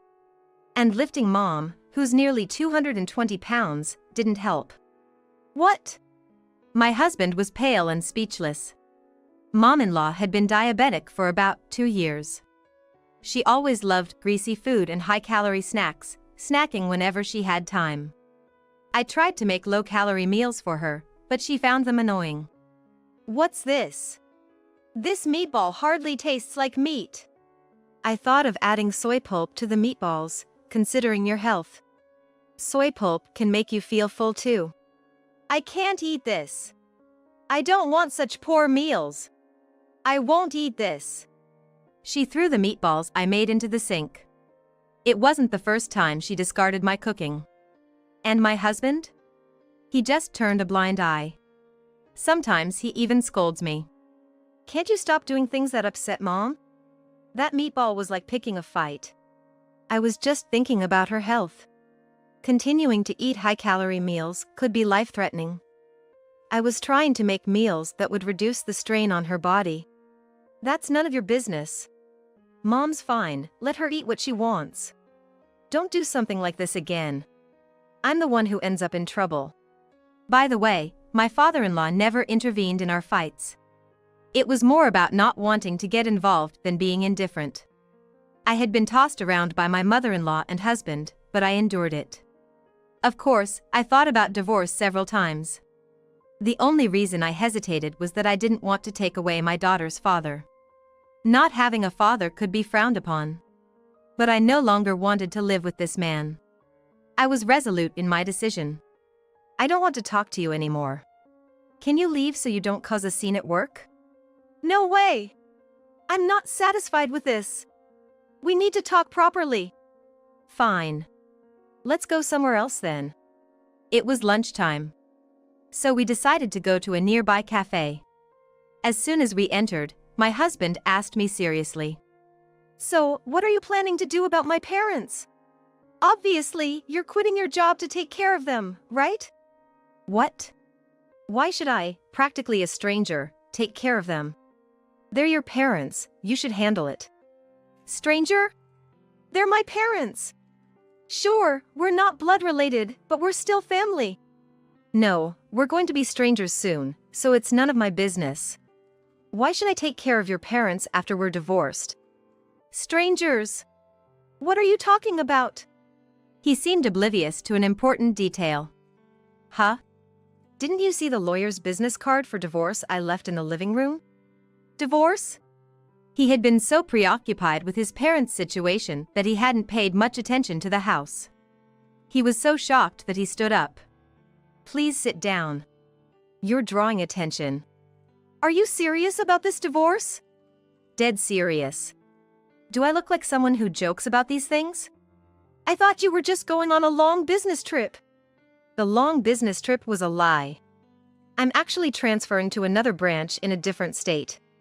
Though, the move is a bit later. What? I didn't know about this. When I mentioned the possible divorce to my company, they offered me a transfer. Of course, I won't tell you which state it is. What? Are you really serious about this divorce? He looked at me incredulously. He probably never expected things to have progressed this far without his knowledge. Divorce is going to be hard on our daughter. Have you ever considered her? Are you in any position to say that? After all the times you betrayed us? What do you mean? I haven't betrayed you. I've been working hard for you guys. Don't you even appreciate that? Appreciate? When you hardly contributed to the household expenses? He was at a loss for words. He had started contributing less to the household expenses about 2 years ago, citing a decrease in salary. What used to be a shared responsibility increasingly became mine alone. There were times when he didn't contribute a single cent. Luckily, I have a decent job and earn a good salary. It is even more than him. You don't contribute to the living expenses, leave all the child rearing to me, and bring a mean mother-in-law into our house. What benefit do I get from living with you? There's no such thing as benefits or drawbacks in a marriage. We married because we loved each other. I might have felt that way back then, but now I have no feelings for you. You love someone else, don't you? What are you talking about? He said this, but his eyes were darting around. I could see he was clearly unsettled. I know you've been cheating on me with a young woman from your office. It's been going on for about a year. Her name is Emily, right? The petite woman with long black hair. She's exactly your type. Hey! What are you talking about? Are you mistaken? Did someone feed you some nonsense? No. I hired a detective. I suspected you might be cheating, but I never imagined it was with a woman 10 years younger, and married, too. She's just gotten married, is that okay with you? Hey! Did you investigate me? Of course. If we're getting divorced, I need to make sure it benefits me. He was clearly shocked. He must have thought his affair had been a secret. When I started thinking to divorce my husband, I hired a private investigator to look into his actions. Ever since he started staying away from home, he had been acting suspiciously. He suddenly started locking his phone, making secretive calls in different places, and leaving the house with unusually large bags. I tried to ignore it, but it turns out he was having an affair. The other woman was a coworker at his office. Apparently, she made the first move. She's always been the type who can't be satisfied with just one guy. She approached me at a party. I tried to refuse, but she was so persistent, I couldn't get out of it. So you're saying it's not your fault? Sure, she might have been cheating with other men too, but you're responsible for getting involved with her, right? What? Is she seeing other guys too? The investigator found out she's been involved with at least 3 other men besides you. What? She said I was the only one. My husband slammed his fist on the table, showing his frustration. The investigation also revealed that the woman's husband is an executive at a major company. He's almost 2 decades older than her, and it seemed like she married him for his money. My husband was at fault for cheating, but so was she. In a way, they were both similar. But it was just a casual thing between us. Neither of us wanted to break up our families. So, casual affairs are okay? What about our daughter? What if she gets harassed at school because of your affair? That would be the fault of the kids who spread rumors. It's wrong to meddle in someone else's family. You always blame others. You cheated, and you haven't even said sorry. You show no remorse. Okay, I get it. I'll break up with her. Happy now? It's not about being happy. I'm divorcing you. And I'm going to make both of you pay for your sins in some way. My husband's face turned pale at my words. Then her husband may find out about us, right? It's unfair to Emily, she just got married. Unfair? It's her husband who was betrayed right after getting married. By the way, I've already informed Emily's husband about the affair. What? She didn't tell you anything? No, she's been on sick leave and not answering my calls. Must be a shock for her too. Damn it! What if this gets out at work? You brought this on yourself. And I know you both were using your vacation days to meet. How do you know that? I asked your company because you've been on so many business trips lately. They said you weren't on any trips, just using your vacation days. I checked Emily's leave records too, and she was off on the same days. You were meeting her, weren't you? What? My husband fell silent, looking down. I knew I had hit the mark. Then, someone we didn't expect approached us. What are you doing here? Weren't you on leave today? Boss. It was my husband's boss from his department. His boss often came to this cafe during lunch. My husband looked embarrassed. You said you needed the day off for a family matter, right? Well, yes, but... His boss sensed something was up. I thought it was good timing, so I decided to tell his boss everything. His boss knew I was my husband's wife. We had met a couple of times. Actually, this guy has been having an affair with a young woman at work. Her name is Emily. What? Is that true? His boss shouted loudly enough for others to hear. Please lower your voice. Everyone's looking. Well, I'm shocked to hear one of my employees is having an affair. And he's been using his vacation days to meet her. What the heck are you doing at a time when we're so busy? Look. I was planning to break it off with her. Could you keep this quiet from the others? What are you saying? Of course, I'll report this. You're in sales, right? Sales is all about trust. Who wants to buy from someone who betrays his own family? Don't think you'll stay in your current department. Wait. I don't know anything but sales, and if I get transferred, my salary will. Your problems aren't my concern. Apologize to your wife first. You've hurt her because of your actions. Of course, I understand I did something wrong, but that's got nothing to do with my job. It does matter. I no longer want anything to do with someone who can betray their family so easily. I'm removing you from the upcoming project team. It seemed my husband had been appointed the leader of an important project. Success in this project would have almost certainly guaranteed a promotion. He had been putting a lot of effort into preparing for it for a long time. That's unfair. You said I was the right person for the project. Now that I know your true character, I've lost the desire to entrust it to you. Luckily, we have plenty of capable employees. I'll assign someone else as the leader. I'll report this to the higher-ups now. With that, his boss left the cafe. His boss was supposed to take his lunch break, but he went back to the office to report about my husband. After watching his boss leave, my husband slumped in defeat. It's over. Everything was going so well. How did it come to this? His voice trembled, on the verge of tears. Well, I'll leave the rest to my lawyer. From now on, let's communicate through our attorneys. I left the lawyer's business card on the living room table, so call them if you need anything. You're really serious about the divorce? My husband asked with tears in his eyes. I wondered what he was talking about. I nodded firmly. Isn't that what I'm saying? I can't bear to live with a betrayer any longer. Not to mention, I can't stand living with your mother anymore. You always turned a blind eye when she mistreated me. I told you countless times I wanted to stop living together, but you never listened. You always said it was all in my head, even though you saw it happening. I never realized you were that troubled by my mom. I'll pay more attention from now on. It's too late for that. You're going to have a hard time taking care of them now, with the hospital bills and caregiving.